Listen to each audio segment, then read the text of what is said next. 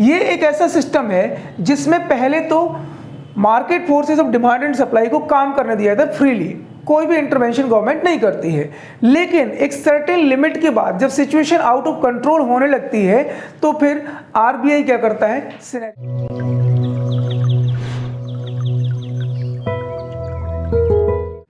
Good morning guys, chanting Chanakya academy की live with economics series में आपका एक बार फिर से स्वागत है। लास्ट वीडियो में हम लोग डिस्कस कर चुके थे क्या तीन तरह के फॉरेन एक्सचेंज रेट सिस्टम होते हैं, जिसमें से पहला होता है हमारा फिक्स्ड एक्सचेंज रेट सिस्टम, दूसरा होता है फ्लेक्सिबल एक्सचेंज रेट सिस्टम और थर्ड है हमारा क्या managed floating system. Fixed exchange rate system क्या होता है, उसके क्या क्या फीचर्स हैं, we have already discussed. Now in this video we will be covering flexible exchange rate system. क्या होता है फ्लेक्सिबल एक्सचेंज रेट सिस्टम और इस सिस्टम में कैसे एक्सचेंज रेट दो करेंसीज के बीच में फिक्स होते हैं वो हम देखेंगे। Let's have a look at the definition first. Flexible exchange rate system refers to a system in which exchange rate of currencies, two currencies, is determined by the interaction of market forces of demand and supply of currencies in the foreign exchange market. Flexible exchange rate system एक ऐसा system है जहां पे दो currencies के बीच का जो exchange rate है वो फिक्स होता है किसमें, डिमांड और सप्लाई के मार्केट फोर्सेस के इंटरेक्शन के द्वारा।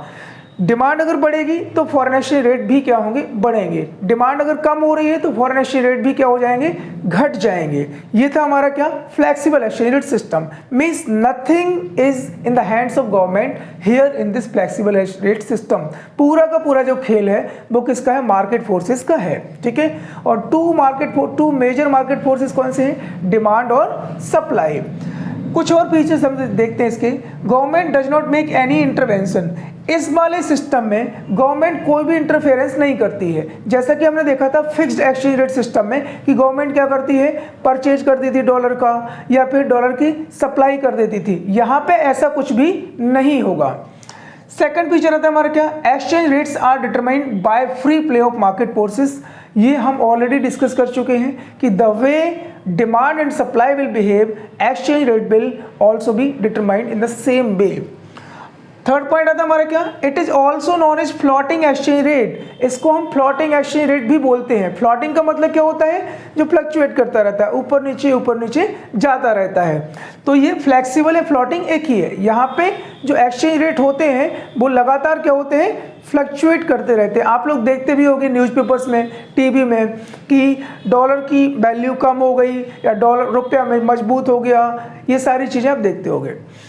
चलो हम देखते हैं क्या एक्सचेंज रेट कैसे डिटरमाइन होते हैं। इसको हम एक डायग्राम की हेल्प से देखते हैं। ठीक है, ये आप डायग्राम देख रहे हो, यहाँ पे क्या है, ओ एक्स एक्सिस और वाई एक्सिस। एक्स एक्सिस पे दिखाया गया कि demand and supply of foreign exchange, dollars की डिमांड और सप्लाई यहाँ पे दी गई है। वाई एक्सिस पे दिखाया गया कि foreign exchange rate, price of dollars in rupees, dollar के प्राइस जो है रुपीज के टर्म्स में घट रहे हैं बढ़ रहे हैं, वो हम वाई एक्सिस पे देखेंगे।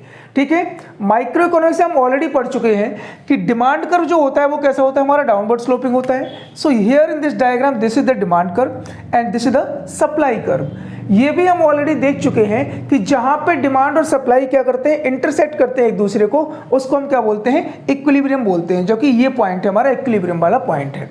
यहाँ पे हमारे सपोज करो अभी मार्केट क्या है, स्टेबल है, फॉरेन एक्सचेंज मार्केट स्टेबल है और डॉलर के जो प्राइसेस है हमारे वो कितने हैं, ओ आर हैं, ओ आर, या फिर हमने मान लिया डॉलर के प्राइसेस क्या है, $1 इक्वल टू 81 रुपीज है।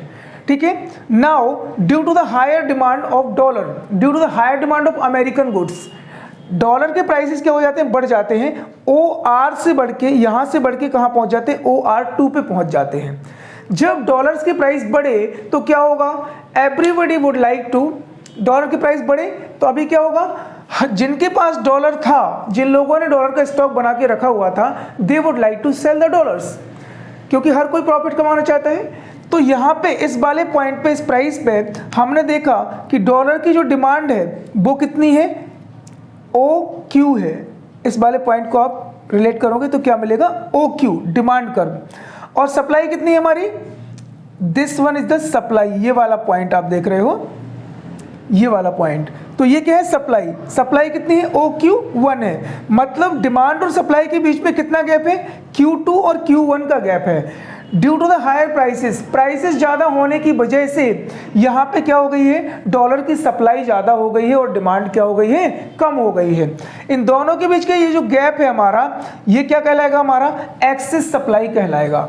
अभी हम थोड़ा सा और आगे बढ़ते हैं कि जब भी किसी चीज़ की सप्लाई ज़्यादा होती है और डिमांड कम होती है तो उसके प्राइसेस क्या होंगे, कम हो जाते हैं। Same happens with the dollar also, कि सप्लाई ज़्यादा है डिमांड कम है तो डॉलर के प्राइसेस कम होके OR2 से कम होके OR पे आ जाते हैं। अभी हमने देखा, फिर हम दूसरा केस देख रहे हैं। अभी क्या हुआ, हमारे डॉलर के प्राइसेस क्या हो गए, OR1 हो गए, मतलब डॉलर के प्राइसेस कम हो गए, ठीक है। अब हमने क्या देखा इसमें, जब डॉलर के प्राइसेस कम हो गए तो everybody want to make purchase of dollar. क्यों, क्योंकि हर कोई जानता है कि अभी हम डॉलर खरीद के रख लेंगे तो आगे जाके हम क्या कर सकते हैं, प्रॉफिट अर्न कर सकते हैं। तो लोगों ने क्या किया, डॉलर की डिमांड करनी यहाँ पे शुरू कर दी। डॉलर की डिमांड ज़्यादा होने से यहाँ पे डॉलर की डिमांड कितनी हो गई हमारी, ये वाला हमारा डिमांड कर्व है, तो डॉलर की डिमांड हमारी हो गई क्या, OQ1, ये वाला पॉइंट। और डॉलर की सप्लाई कितनी है यहाँ पे, OQ2, मतलब यहाँ पे सप्लाई कम है हमारी और डिमांड क्या है, ज़्यादा है। This situation is known as excess demand. तो अब डॉलर की डिमांड क्या हो गई, ज़्यादा हो गई, डिमांड ज़्यादा होने से फिर से इसके प्राइसेस क्या हो जाएंगे, बढ़ जाएंगे और कहाँ पहुँचेंगे, OR1 से बढ़ के OR पे पहुँच जाएंगे। तो ये था हमारा पूरा मैकेनिज्म कि फ्लेक्सिबल एक्सचेंज रेट सिस्टम में डॉलर के या फॉरेन एक्सचेंज रेट के प्राइसेस कैसे डिटरमिन होते हैं।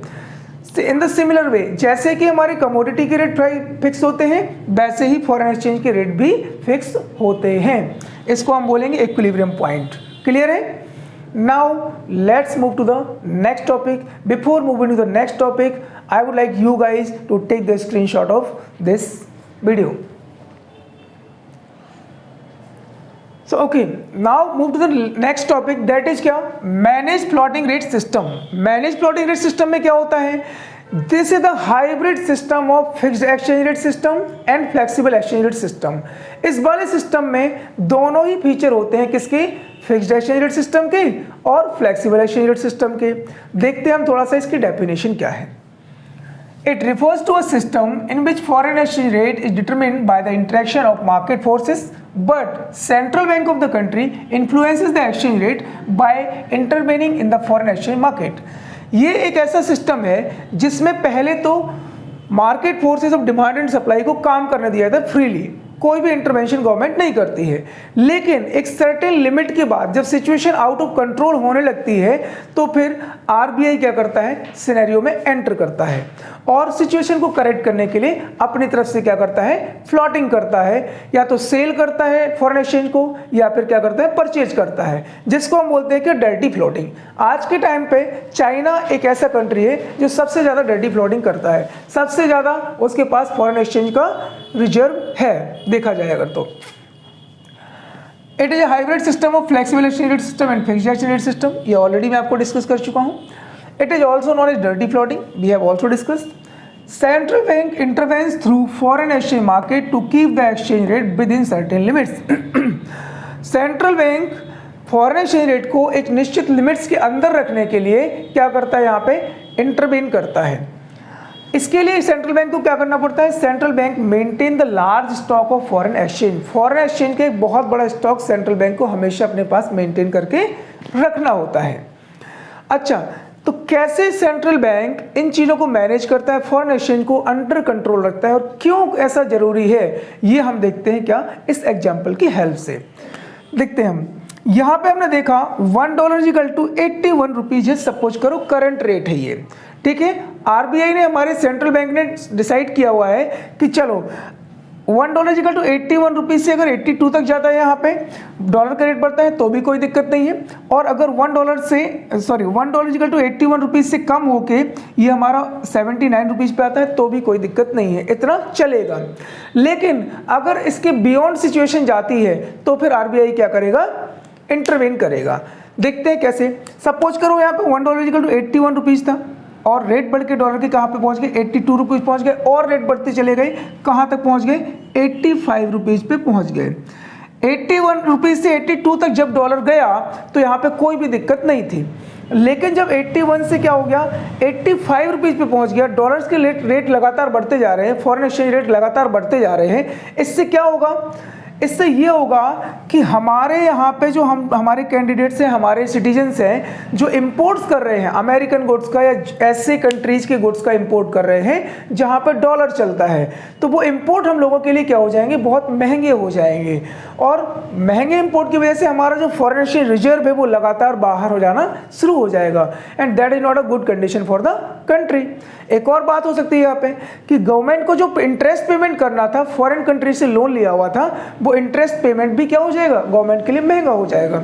तो इस चीज़ को कंट्रोल करने के लिए गवर्नमेंट क्या करेगी, $1 इक्वल टू 81 रुपीज़ है। Now due to the play of market forces अब क्या हो गया, $1 इक्वल टू 79 रुपीज़ हो गया। पहले $1 दे के आपको 81 रुपीज़ का सामान मिल जाता था, अब क्या हो गया, $1 दे के आपको 79 रुपीज़ का सामान मिल रहा है।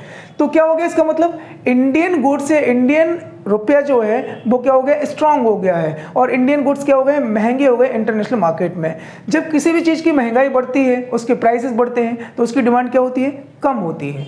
तो अभी क्या होगा, इससे हमारे जो इंडिया के एक्सपोर्ट्स हैं वो क्या हो जाएंगे, कम हो जाएंगे। Again this is a harmful situation for the country. तो आरबीआई यहाँ पे क्या करेगा, रुपए की प्राइस बढ़ गए हैं तो वो क्या करेगा, रुपए की सप्लाई मार्केट में बढ़ा देगा, ठीक है ना। रुपए की जैसे ही सप्लाई बढ़ेगी तो इसके प्राइसेस क्या हो जाएंगे, कम हो जाएंगे, और इंडियन गुड्स क्या हो जाएंगे, सस्ते होना शुरू हो जाएंगे इंटरनेशनल मार्केट में। फिर से इसकी डिमांड क्या हो जाएगी, हमारे एक्सपोर्ट्स की डिमांड बढ़ जाएगी। तो इस तरीके से आरबीआई क्या करता है, एक्शंस लेता है फॉरेन एक्सचेंज रेट को एक निश्चित लिमिट में बना के रखने के लिए। होप आपको वीडियो पसंद आया होगा। If you like the video then please do subscribe, like and share करना ना भूलें। Thank you so much, have a great day.